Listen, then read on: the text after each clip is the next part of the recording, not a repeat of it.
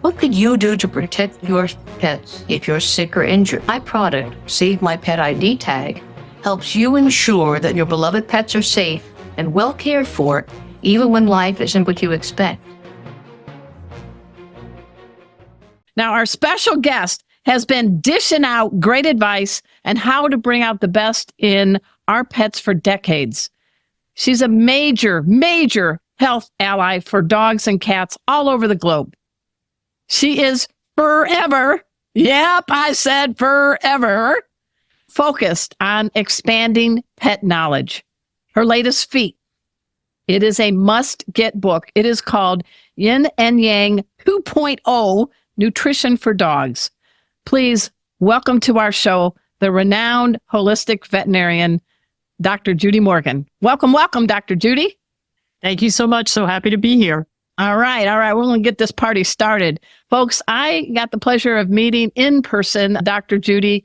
I guess it was back in 23 at the Global Pet Expo when I was limping with a torn meniscus.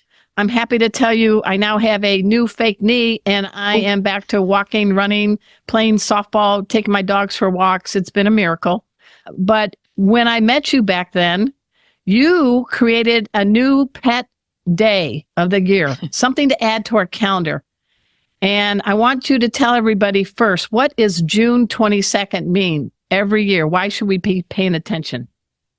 So June 22nd, I joined up with Bow Wow Labs to start Pet Choking Awareness Day. Good. And it is amazing how many incidents of pet choking occur every year. And I worked in emergency medicine for 10 years. I worked in clinical practice for 36 years and saw so many choking incidents. And they were all preventable. And actually, I've had choking incidents with my own dogs Really? that were preventable. Yes. So it can happen to anyone, but it is preventable. And we feel that with more education and awareness, people will know what not to do, what to watch for. And once you can't unknow. Yes, So, thank you. That's a good quote. What you know, you can't unknow. You can't unknow. So you will be more aware and you'll know what to watch for. As a matter of fact, about 3 weeks ago, one of my dogs had a choking incident. Spill the beans. What happened? It was just a dry cookie. I had made some cookies for them and it was a little dry and crumbly. And this was one of my brachycephalics, my one with the most pushed in face. And so the smallest throat and airway. And so she chowed down on, it was made with coconut flour, and she chowed down on the cookie and it broke apart. And then she sort of was inhaling it and getting it kind of gooey stuck in her throat. And so I saw what was happening, ran over and scooped out of her mouth what I could and kind of clapped her on the chest to get her to cough up. Well, since that time, so now we're about 3 weeks out, she actually went to the cardiologist today and was at the veterinarian last week because since then she's been blowing bubbles out her nose. And it only happens about once every 4 or 5 days, but she literally will be foaming out her nose. Wow. And the last straw, about the third episode, she won't eat when this is happening. She's having too much trouble breathing. She's blowing bubbles.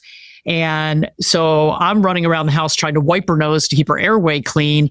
Yeah. And then she let out 2 of the biggest sneezes and this white, chunky stuff flew across the room. And I was like, there you go. Solved the problem. You finally got it out of there. Don't you wish it was the Hope Diamond, though? I would have been so much better. But, so that happened to me. I know what to watch for. And thankfully, I was there when I fed it to her and I saw it happen. So I know exactly what's going on. But your point is this. It can happen to anyone. It can happen to anybody on anything. A cookie, literally a cookie that was just a little too dry for my brachycephalic dog. And what is your dog's name who is a survivor? I'm a survivor. Gabby. Gabby. Okay. Oh my God. So little Gabby. But because of blowing bubbles out her nose, she has a heart murmur. We're like, you know what? We're just going to go to the cardiologist and check that out and make sure that's nothing. And that was fine. So, but it is one of those things. And I think she solved the problem when she snorked out everything a few days ago. So hopefully we're done with that now. But well, I'm a master instructor in pet first aid and CPR. I'm not a veterinarian. I don't play one on TV, but I work with a lot of great veterinarians like yourself. And I've taught thousands in Pet First Aid. We do it fun and all that. But you need to know that every class I teach, whether it's just for a basic class to people wanting a 16-hour class to be an instructor, every single one is being told about June 22nd, and every single one gets the link to your Prevent Choking website. Great. That's how we Knowledge spread is awareness. power, right? Knowledge Yes, is power. exactly. And so I'm glad Gabby's okay. And I will Just try the not to stupid blow things. any bubbles out of my nose for the rest of this episode. Thank you. Okay. Yeah, I get a little twitchy about it now. Well, before we dive into the book, I want to dive into a little bit about yourself. A holistic vet. I love that you would take East and West and you blend. And I wish there were more integrative veterinarians out there. But I think maybe in 2024, finally, are people starting to realize that Eastern medicine and Western medicine, there's a place for both, and the benefactors could be our pets. Many pet owners are waking up to it. Okay. Many veterinarians are still pushing back so hard. I'm in a couple of veterinary groups on social media that are just veterinarians in general. And man, the pushback is crazy. They complain about clients coming in and asking for titers. They really complain hard about people who are vaccine hesitant. They complain really hard about people who want to feed raw food or make their own food. So there is still just a ton of pushback in the veterinary community. So for the folks, some people, they get the notice, we got to come in and get our 18-year-old cat. 27 vaccinations. 27 vaccinations, and they never leave the house. Tell for some people that may not know what a tincture test is, Titer. how you do the blood. So that's why I'm on radio. Yeah. So, and there's a lot of discussion about this when you talk to virologists and immunologists. I did a great interview with a homeopath yesterday, and we were talking about this. So a titer is a blood test that you can have done by your veterinarian. And basically that blood test, you can run different tests, but you can test whether your pet has antibodies for distemper or parvo or rabies or hepatitis or for feline distemper. And that titer, when it comes back, if it is showing that they have antibodies against the disease, it's sort of like being pregnant. You either are or you aren't. So either you have antibodies or you don't. And if they have antibodies, that means their immune system will recognize that virus if they are exposed to it, and it will build an immune response. Therefore, you don't need to get more pregnant. You don't need to get more vaccination on top of that. They're already protected. Now, there are some of the big immunologists and virologists will say that if they ever have a positive titer, that means their body responded to either an exposure or a vaccination. And if it responded once, it will always respond, even if you're titer. So if you had a positive titer and then 3 years later it comes back negative, that begs the question, well, now do I have to vaccinate or not have to vaccinate? Okay. Yeah. And a lot of the immunologists say, no, the body has what we call a memory response that we can't measure by a titer. And so those memory cells will kick in if they are exposed. So we don't have a way to measure that, but we know it's there. It's running around in the body.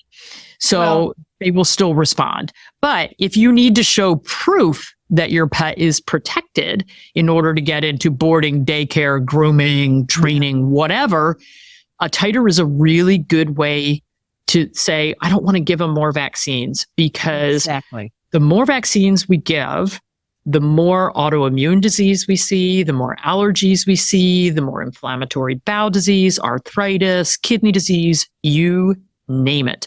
Right. And when you're talking about the kitty cats who never go outside, and I actually have 7 outdoor cats that patrol my barn, they each got 1 rabies vaccine, 1 distemper vaccine, and they are very well protected. And they're the healthiest cats I've ever had. They're raw fed. They're obligate carnivores. They are on a meat diet, and they are incredibly healthy. One of them came home sick the other day. He had a temperature of 104.5.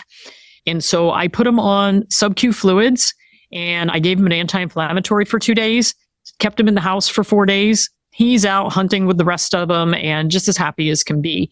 And the interesting thing is I don't have a license and I don't have a clinic here in North Carolina. When I retired from clinical practice, I said, that's it. So when I took him into the veterinary office, oh, okay. You know who Dr. Judy Morgan is? Yeah. Well, they do know who I am, which is kind of funny. And they know that I'm very holistic and that they're raw fed and that I don't vaccinate them past that first vaccine. And when she did his lab work, his white cell count was almost non-existent. And she said, oh my gosh, I'm so worried his white cells are wiped out. His immune system is really down. I'm like, no kidding. He's got a temperature of 104.5. So, and I said, no, I'm just going to give him fluids. I'm going to bring his temperature down. And if I have to, I'll force feed him because cats can't go longer than a couple of days without eating. And she wanted to put him on antibiotics. And I said, well, this is a virus. We know this is a virus. And because his white cells are wiped out. And she said, I know, but because his white cells are wiped out, that leaves him more open to bacterial infection. And I'm like, well, he's going to be isolated in my house in one room by himself. Right. He's not going to be exposed to any bacteria. And antibiotics don't work as a preventative. They treat an infection that you already have. So I said no to the antibiotics. And this would be something for a client without a medical background. Without a DVM after their name. It'd be really hard for them to just walk in and say, no, I'm not taking those antibiotics. And my cat did fine without the antibiotics. And oh God, my dog, when she choked and I took her in Gabby, when I took her in, again, lab work was perfectly normal, but the veterinarian wanted to put her on antibiotics. And she said, well, just in case she's got an infection up in her sinuses. And I'm like, she doesn't have an infection. There's nothing yellow. There's nothing green. It's clear bubbles that are coming out. Yeah. So again, you looked at your champagne bottle and it's still got a cork in it. So everything's good. Yeah. Right. So I said, again, so we have to, as pet parents, we have to educate ourselves. And that's really what my whole platform is about. It's education. Well, you're known as the pet advocate. We are speaking with Dr. Judy Morgan, and we're going to take a quick break and dive in a little bit more. So everybody know the drill. You got to sit, stay. We'll be right back. Pet Greens just donated a large amount of catnip and cat grass to Beagle Freedom Project, who recently just converted an animal testing lab into an animal sanctuary called Freedom Fields. Giving cats in a rescue access to cat grass and catnip can really help with their mood or acclimating if they came from outside to inside. And reducing a cat's anxiety really helps their chances of getting adopted. If you'd like to learn more about Pet Greens, or if you're a nonprofit and would like to request some cat grass for your sanctuary, please visit petgreens.com. We've got a really powerful person behind a microphone now on our show, and she is Dr. Judy Morgan, a holistic veterinarian. She's authored, is it 8 or 9 books? 8. 8? Okay. She has a great podcast. It's easy to find her, drjudymorgan.com. We started this with a little bit of a tough topic, and that is vaccination to vaccinate or not.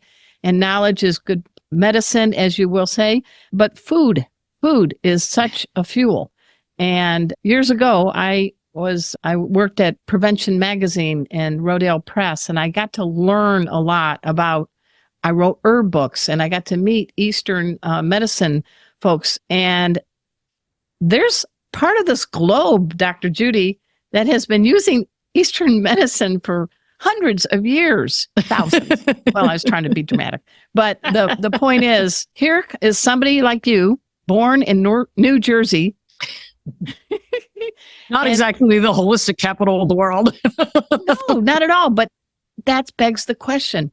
If somebody from New Jersey who is a veterinarian and started to see that I need to shift my focus to integrative and be East and West, can you kind of share that? I mean, what was the light bulb moment for you? Well, I practiced completely traditional medicine for the first 10 years. And I was a partner in a clinic, and a postcard came across my desk for veterinary orthopedic manipulation. And it talked about how we could help our patients heal faster, and particularly after surgery from like cruciate ligaments and back disease and that sort of thing. And so I thought, well, that sounds good. My partner does cruciate ligament surgeries all the time. He was a great surgeon, liked to do some cool stuff. And I said, that's not a surgery. I love surgery, but that wasn't one that I did. And I thought, well, this would be a way for me to jump on the team and help these animals, even though I'm not the one performing the surgery. So I signed up for it, went to the course, and I walked in, and I was a few minutes late because I got lost. And so things were already going. And after about 40 minutes, I'm sitting there going, I think this guy's talking about chiropractic. I'm not sure the C word. And I mean, I was in such a traditional practice and always a traditional person. And the funny thing is, when I was pregnant for my first child, my son, in about 6 weeks before I was due, he was sitting on my sciatic nerve and I couldn't walk. Made it very difficult to go to work. So I was wheeling myself around on a little doctor stool in the office, trying to work on patients. It didn't go very well. So I got put on bed rest. And after a few weeks of that, I thought I just wanted to shoot myself. So I found a chiropractor, and I had never been to one. I didn't believe in it, but I found one who specialized in pregnant women, specifically for the kids sitting on the sciatic nerve. Wow. And so I literally was like draped over my husband's shoulder, hobbling in to get there. And after he worked on me one treatment, I ran out of the building and I was like, that's cool. But never dawned on me that was something we should be doing with our animals. So once I got to that course, since I was there and we had paid for it, I was like, well, I'm not leaving now. And I stuck it out. And then the very first patient back on that first Monday morning back, the dog was carried in, couldn't walk. I did my newfound trick on it. And then I went to get the drugs because I was sure the dog was going to need all that traditional stuff. And I turned around and saw the dog run down the hallway and I went, what happened there? And so it was like a 95-pound shepherd. I was hooked. I just went, oh my gosh. And that just opened the door to alternative, complementary, whatever we want to call it. It opened the door to me. And I said, well, if that was so cool and so powerful, what else is out there? Well, finally, that you can be a diplomat in chiropractic medicine and veterinary, right? Now, finally, it's taken a little bit of time. I think the people from the University of Florida, right? Florida is actually, they've got Dr. Shea who owns Chi Institute. So they are big into the Chinese and Eastern medicine, acupuncture. That's it. Yeah. But there is actually certification sanctioned by AVMA for animal chiropractic. And there's a couple different schools that you can go to now. So it is, and it's really interesting. It's state by state. So in some states, human chiropractors can work on animals. In other states, they cannot. In some states, you have to be a veterinarian in order to do chiropractic. It's different everywhere. And I know that there's a lot of chiropractors who are treating their human clients, animals, kind of under the radar. And as long as the thing that they have to realize is that the biodynamics are different. So humans, our bowling ball sits on the top. On our animals, the bowling ball hangs off one end. And so the dynamics are a little bit different. Like for us, we get a lot of compression injury. Right. And the animals, it's totally different. So the biggest thing we see with dogs is jerking on the leash, come over here. And so we're constantly cranking their necks and their heads, harnesses where they're pulling, and then all the different sports that we do with our dogs can cause some serious injuries as well if they're not well conditioned. So I think chiropractic has a huge place in veterinary medicine. I wish more veterinarians would jump on board with it. I'm never going to look at a bowling ball the same way anymore. You make a good point. So here you are, you traditionally trained in a practice, but you let yourself be open to new knowledge that may be very century old knowledge. And I think that's why you have succeeded in the way you have, is because you check things out. Now, I was a newspaper reporter, investigative reporter for 20 years. Best advice I ever got from my crusty editor was, Auden, that's how he talked. If your mother tells you she loves you, check it out. Well, I think if somebody told you something, Dr. Judy Morgan, you're going to check it out. Am I correct? Let me tell you, I have so many tools in my toolbox and things and supplements and things that I use that clients brought to me. So when I first started doing things that were a little bit alternative, the word started getting out. And so people would come in, and a lot of them were people who had already been trying to treat their animals holistically. And I'll never forget the first time a client came in and they didn't want to use, I think we only had Rimadyl was our non-steroidal anti-inflammatory we were using for pain and inflammation. And I didn't have a lot of things alternatively that I knew about at the time. Right. I had a few things. And so this client walked in and they said, "Oh, I use DGP." And I said, "Well, what the heck is DGP?" She said, "It's doggone pain." And I said, "Okay, quick, let me look up doggone pain." I looked it up, and it was one of the first products that I brought on board. It is still on our shelves in the warehouse. It's a great product. And not that I'm doing a promotion for them, because we have a lot of great products in the warehouse, but that was one a client brought to me and said, "What do you think of this?" And I can tell you now that almost daily I have anywhere from 1 to a dozen emails or messages from people saying, "Check out this product. My vet wants me to use this. My holistic practitioner recommended this, or I found this. Is this any good? What about the ingredients?" And so I'm being asked to evaluate products, ingredients all the time. Not to mention that on my desk at any given time are boxes of products from small startup companies or somebody with an idea, and they put something together and they're trying to get their product launched. And so they'll send it to us and say, "What do you think of my product? What would you do differently?" And I do this with pet food companies as well. My association with All Provide Pet Food started with an email where a client asked me about their ingredients and put me in touch with the company. This was the first year they were in business. And I said, "Well, if I were doing that food, I would do X, Y, and Z." And so these emails kept going back and forth for quite a while. And a year later, I actually got to meet the people that own the pet food company. And when I went in, they said, "Here's our new formulations. We did absolutely everything that you said in all of those emails." I said, "Really?" Because I wasn't telling you to do things. I was just saying, well, if I was going to do it, I would make these kinds of changes. This is what as a client, this is what I would be looking for if I wanted to feed that to my pet. And they did all of it. And so, to me, it's kind of fun. And I just had some pre-vet students who came to the office over the weekend.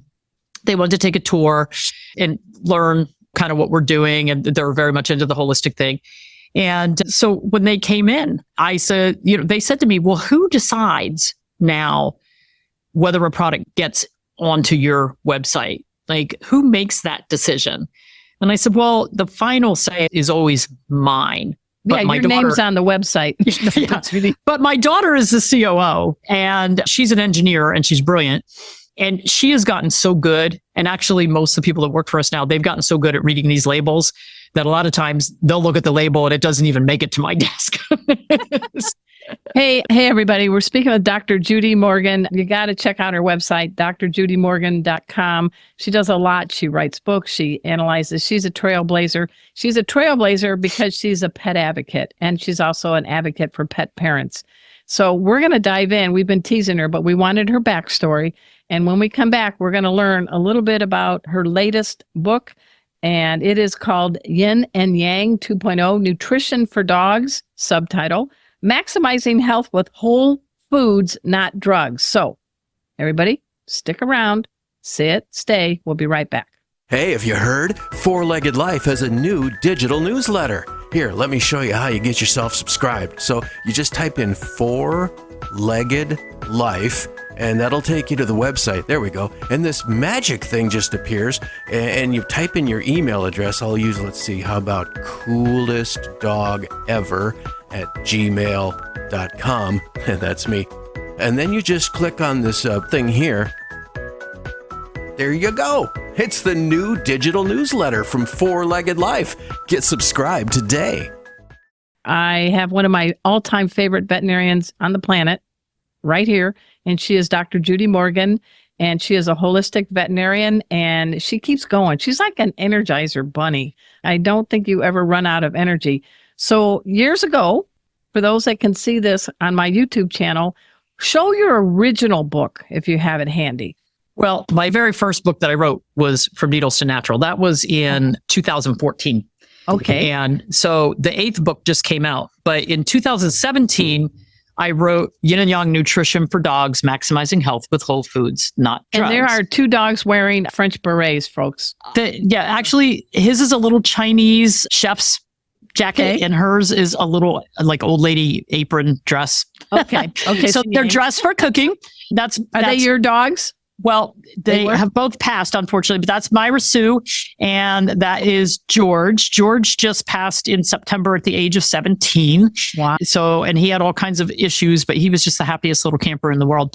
And we had the most fun doing that photo shoot all day to get these guys. They look happy. So you wrote this book in 2017, but things have accelerated and your knowledge power has accelerated. Yes. So you got kind of a demand to say, can we get a 2.0 version of this? So how much new Yep. content is the new book, Yin and Yang 2.0? So part of the difference in the first one in 2017, there are recipes. So this is based on Chinese medicine food therapy. Okay. And food therapy goes across all species because everything that we eat is going to affect our body, whether it is going to help resolve phlegm, like mucus. Like when you have a cold and you've got a stuffy nose, there are things that you can eat or drink, different teas and things that are going to help dissolve that and make it go away. There are things that we can eat to help our immune system, things that help our heart, help our kidneys, help our liver. So that's what the recipes are about. So we've got recipes for different kinds of liver disease, kidney disease, heart disease, weight loss, obesity, diabetes, Cushing's, you name it. Oh my. So the first book, this guy over here, when I made it, not all the recipes are complete and balanced. It basically lists the foods that are going to help put together a recipe. And then there's a chapter in the back that tells you, okay, these are the things you need to make sure you have. You have to have a calcium supplement in there. You have to have an iodine, a zinc. And so I went through that. But the problem was a lot of people don't math. A lot of people don't want to think. They just want quick, easy, like tell me everything I need to put in there. Do not make me have to figure it out myself. So I went back and reformulated all the recipes. That's why it says 60 plus new. Reformulated all the recipes and made them complete and balanced for FEDIAF, which is the European standards. It's above the American AFCO standards. Oh, wow. So, and I did a little homework. Wait a minute. This book, ladies and gents, Yin and Yang 2.0, is now the #1 bestseller in small animal veterinary medicine on Amazon. I think it's #4 on dog nutrition, but well, when it came out, blow them away. when right? it came out, it was #1 in 6 categories. Oh my gosh. Move over, Oscars. Move over, Emmys. It actually made it all the way up. It made it all the way up to number 292 of all 6 million books on Amazon. So, yes, it's very popular, and it's funny. That shows you the demand, the need, the hunger. Huge Hunger demand. is the word Yes. hunger for good Huge. food knowledge for our pets. Right. And the thing is, people said, well, I already have this one. Why would I want this one?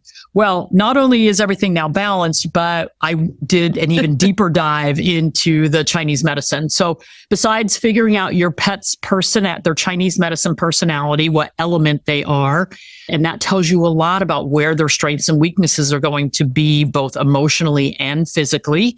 So if you have a wood personality dog, they're going to be prone to having liver qi stagnation, frustration, they could have Issues too, right? eye issues, liver blood deficiency, which is tendon and ligament injuries. So cruciate tears. How are we going to prevent those? This tells you.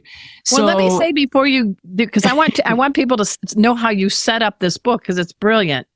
So this book is like over 220 some pages, but you kind of give the background about yin and yang and all that. But then you get into things like fire, water, wood, metal, things like that. And I'm like, what? Is she building a house? Is she building a fire? What is she doing? So you explain that wood kind of represents issues with the liver. Can you explain what about metal?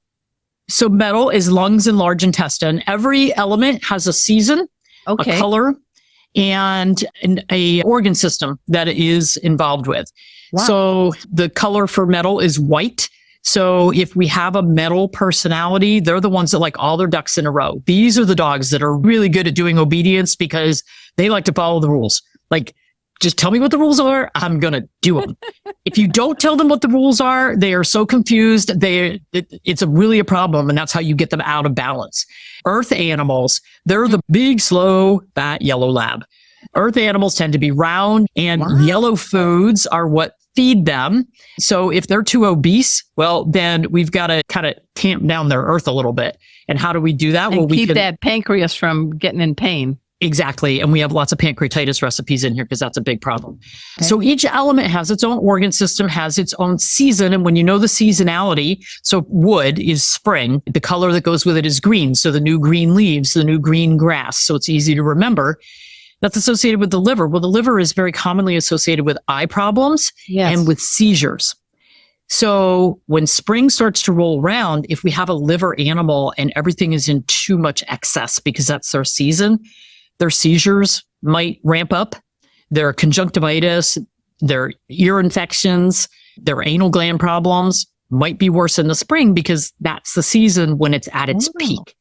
Yeah. So there's just so much. And then every element has a mother element that feeds it because the mama always nourishes the baby. So let's say you have an earth element whose digestive system is very weak.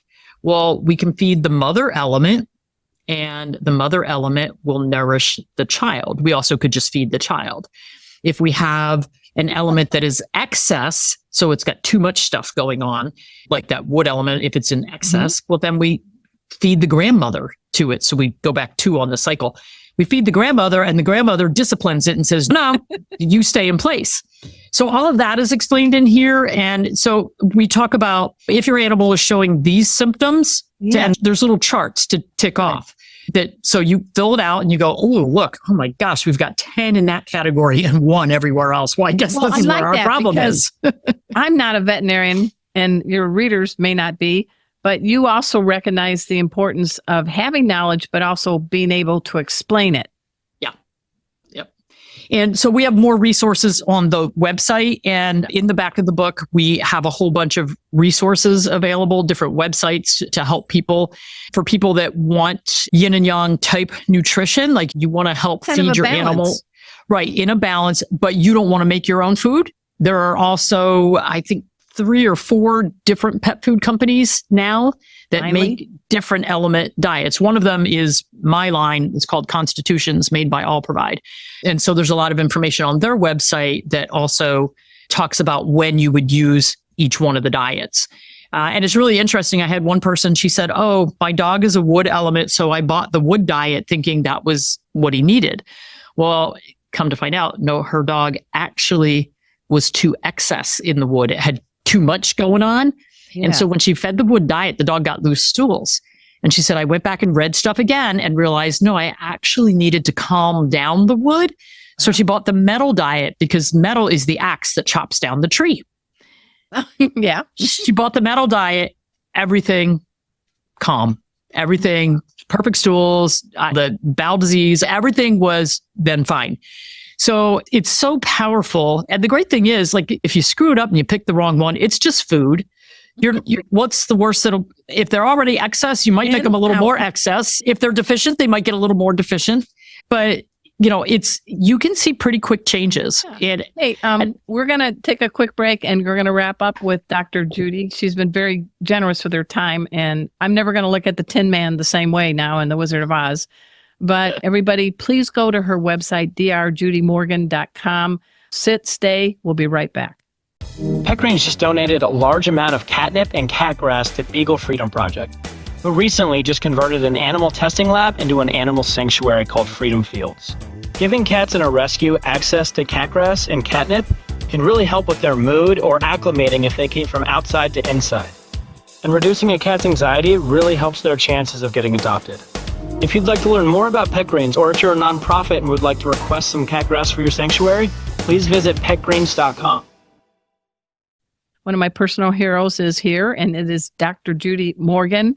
And she knows I'm into pet safety, and she's met pet safety cat Casey and pet safety dog Kona, at least on a Zoom call. I want you to know that they're both 10, both doing really well, both eating good food, both getting mental and physical exercise because we got to work their noodles.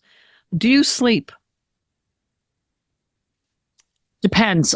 Most of my life, I've been an insomniac.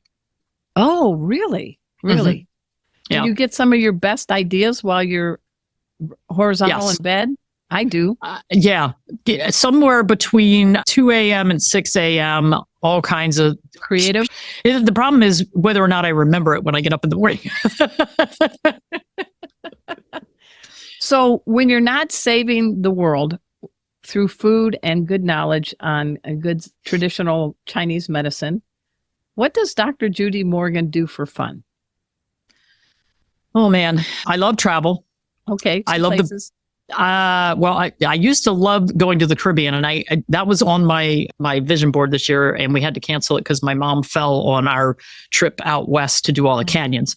So we didn't get to the Caribbean, but that's one of my favorite places. But I have been invited to speak in Malta in February, so we're going to Malta and Italy. 2 years ago, I got invited to speak in England, so we did England and Scotland. I have a rescue farm with a bunch of farm animals that were at the Kilpen auction. So I've got 3 donkeys. Is that 2 in North Carolina? Is that in where- North Carolina? Yeah. Okay. So we've got donkeys, mules, miniature horses, miniature mules, chickens, goats, dogs, cats. And what does it feel like when you're hanging out with a bunch of four-leggers? It is awesome. I have wanted, for some dumb reason, I have wanted a donkey since I was 6 years old. Well, don't be a My- jackass about it. I know. All right. My now sister that you always- have a donkey.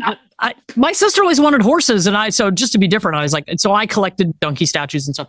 So I finally got donkeys when I was 62 years old, and You did? I love them. They So are tell me why donkeys? well, first of all, their ears are the coolest thing in the world, but Well, they those are corgis. yeah, they are so intelligent, and they're guard animals. A lot of people, if you go by a field of cows and you see a donkey out there, that's the guard animal because they protect from coyotes and foxes and those sorts of things. So they're actually really good protectors. The 3 that we got came from the Kilpen. The mama donkey had a 1-month-old little Jack. And then the other little girl that we got was supposed to be 3 years old, but she was 3 months. So both of them got raised by the one mama. And it took us 6 months to be able to touch the mama. She had been so abused and neglected. Oh. And she's actually going through an issue right now with her feet because we've had her for 3 years, but they were in such bad shape when she came. And now it's really biting her in the butt. Biting her in the hoof. Oh my gosh. So the vet, after we x-rayed the feet and did everything, the vet said it would be really better if she wasn't walking around the field with these bandages on her hooves. Can we confine her? And I said, oh yeah, we've got this little run out. We can confine her in. And the other ones are never out of her sight because it's Right. 20-acre farm, but they're always in sight. Well, they got far enough away that she wanted to join them and she tried to go over the fence. She didn't make it. Oh, no. She got halfway over. Oh, no. And luckily, someone was working on the farm and saw her hung up on the fence and had to lift her off. And luckily, this person happened to be big enough to be able to lift her off the fence. But now the 3 donkeys are having to all 3 of them be confined because she is now on lockdown and has to have bandage changes every day. And so that's what I do in my spare time. What is her name? Mama Ella. Mama is so Ella. This is yeah, Arden talking to you. We want you to heal and heal completely and fast. And you got your kids with you, and you got Dr. Judy Morgan. So you couldn't have picked a better script for healing path. Would you agree, Dr. Judy? Yeah, and she's so sweet. She's the sweetest one now, and just she's so trusting. But they're funny. If a stranger comes to the farm, if you have a carrot, you'll probably get them to come over. Otherwise, they're going to keep their distance and they're going to check you out and make sure that you're not there to do anything bad. They're just really protective. They're pretty funny. What about in the house? What kind of critters do you have? In the house, we have 2 English toy spaniels, a Cavalier King Charles, a blind, mostly deaf Cocker Spaniel, and 2 indoor kitties. Okay. I've always been told that the Cavalier, which is kind of like a dressed up Cocker Spaniel, is called the love sponge. What does that mean? And is that true? It is absolutely true. They just want to always be in your presence. They always want to be touching you.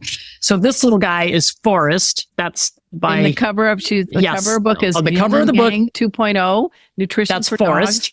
Oh, hi, Forrest. And he's actually laying in a crate right next to me. And Forrest is 3, and Forrest had to get his own name stamp for signing the books. So that is his paw print. So you can get a nice. signed copy from Forrest if you would like. Okay, that's a deal. I know what I'm going to be doing. Okay. So he's 3 now, and I did one of those I got my dog a dog because the other 2 dogs are older, and so we adopted another English toy spaniel who is 4 days older than him. So, and they've been together. What's this one's name? That is Gilly. And they are best buddies. And they're like brothers. They fight and they play and they're rough and then they sleep on top of each other and they are inseparable. It's really funny. And Forrest had an older friend and that one passed. And then he was kind of despondent. So we got him somebody his own age and size. And oh my gosh. So I'm now a big fan of Get Your Dog a Dog. I like it. Any parting message? I want everyone to please get their paws on Dr. Judy Morgan's new book, Yin and Yang 2.0, Nutrition for Dogs.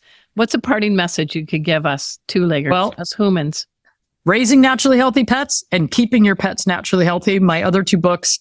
For those who are not as familiar with the holistic way of thinking, start with Raising Naturally Healthy Pets. And then because that one talks about, how to find the right veterinarian, how to talk to your veterinarian, particularly if you have different thoughts and ideas. Do you need a trainer? How to find that trainer, how to house train. And this is for dogs and cats. And then Keeping Your Pets Naturally Healthy is also dogs and cats. That one has over 40 recipes in it for not necessarily from a Chinese medicine standpoint, more from a health standpoint. Like we've got pancreatitis or liver disease or whatever, but it has a lot of natural therapies and alternatives. So it talks about traditional therapies that are available and what you could do as an alternative to them. So both also really popular. My parting words for pet owners, never stop learning. Always ask questions. Don't be afraid to ask questions of your veterinarian. Don't be afraid to say, are there any side effects to that medication? Is that medication going to play well with this other medication? Particularly if you're at an emergency service or a new veterinarian that they don't know your pet and all the different things that they might have going on, really ask questions. When you go to the pharmacy and get a medication, you get a big, long thing that explains all the side effects, the interactions. We never do that in veterinary medicine. Please ask. Because I can tell you, if you knew the potential side effects, particularly a lot of these new drugs that are coming out that have very serious side effects that you're not told about, and half the time the veterinarians don't know the side effects either, which is really sad. But the same thing happens in human medicine, by the way. Yeah. No, knowledge is always power. ask. This is good. Hey, everybody, I have been honored to have on our show Dr. Judy Morgan. She knows her stuff, and she's there for you and your pet. Please go to drjudymorgan.com. Thanks so much for making our tails wag by watching this guest interview from Arden Moore's Four-Legged Life.